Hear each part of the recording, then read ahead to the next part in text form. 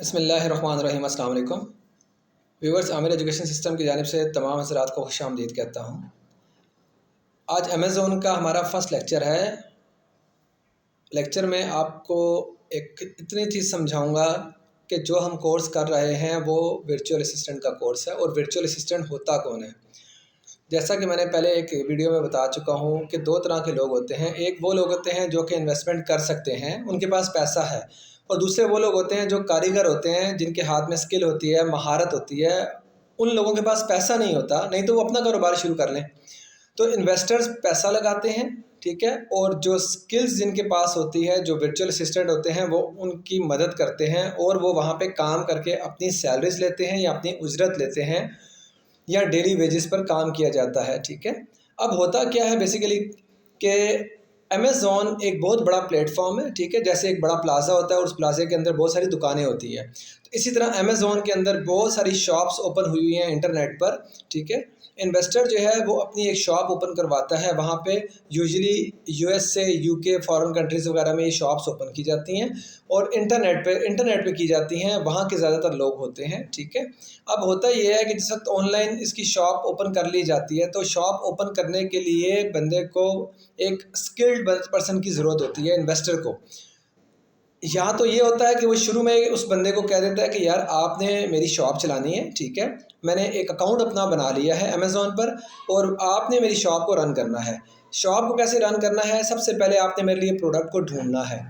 जब कोई अच्छी प्रोडक्ट आपको मिलेगी तो आपने उसको सोर्स करना है, यानी चाइना से या किसी भी कंट्री से आपने उसको मंगवाना है।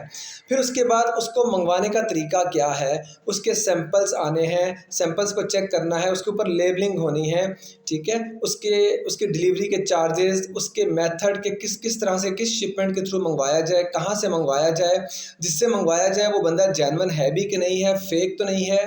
अगर ऐसा तो नहीं है कि उसकी कंपनी का उसने सिर्फ इंटरनेट पे दिया हुआ है कि जी मेरी ये कंपनी है, क्योंकि सारी ट्रांजैक्शन तो ऑनलाइन होनी है, आप फिजिकली किसी से मिलते नहीं हैं।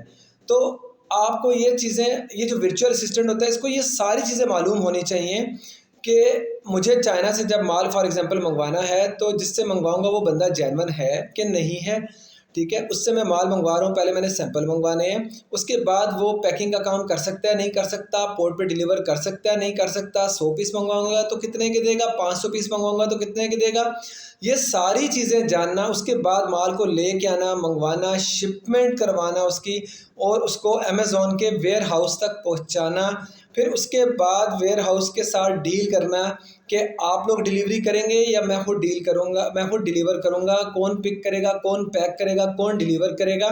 इन केस माल नहीं बिक रहा तो उसकी एडवर्टीजमेंट करनी है। ये सारा काम जो है वर्चुअल असिस्टेंट की रिस्पॉन्सिबिलिटी होता है, ठीक है। अब होता ही है, जो बड़ी बड़ी ऑर्गेनाइजेशंस होती हैं, बड़ी बड़ी कंपनीज होती हैं, उन लोगों के पास इतना फंड नहीं होता, ठीक है, कि वो बहुत ज़्यादा फालतू पैसा ज़ाया कर सके। बिकॉज जिस वक्त वो इन्वेस्टमेंट करते हैं तो यूजुअली 20 से 25 हज़ार डॉलर तो उनका वैसे ही लग जाता है, जो कि एक कारोबार को शुरू करने में, ऑनलाइन कारोबार शुरू करने में लगता है पैसा, ठीक है।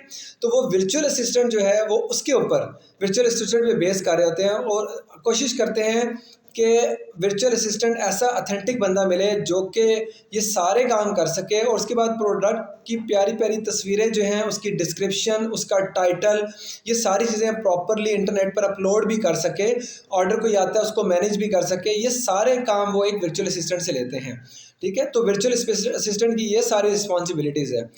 आज के लेक्चर में जस्ट इतना ही कहूँगा कि वर्चुअल असिस्टेंट के बारे में जो मैंने आपको बताया, इसको जहन नशीन कर लें, ये सारी उसकी रिस्पॉन्सिबिलिटीज़ होती हैं, ठीक है। अब वर्चुअल याद रखें कि वर्चुअल असिस्टेंट का जो क्लाइंट होता है वो उसका सेलर होता है, उसका ओनर होता है, वो बंदा जिसने वो एक कंपनी बनाई है ऑनलाइन, जिसके लिए उसको काम करना है, ठीक है।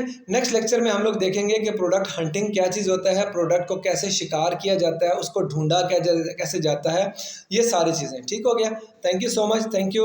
अगर आपने चैनल को सब्सक्राइब नहीं किया तो सब्सक्राइब कर लें ताकि मज़ीद वीडियोज़ है वो आप बआसानी देख सकें। Thank you so much. अस्सलाम वालेकुम।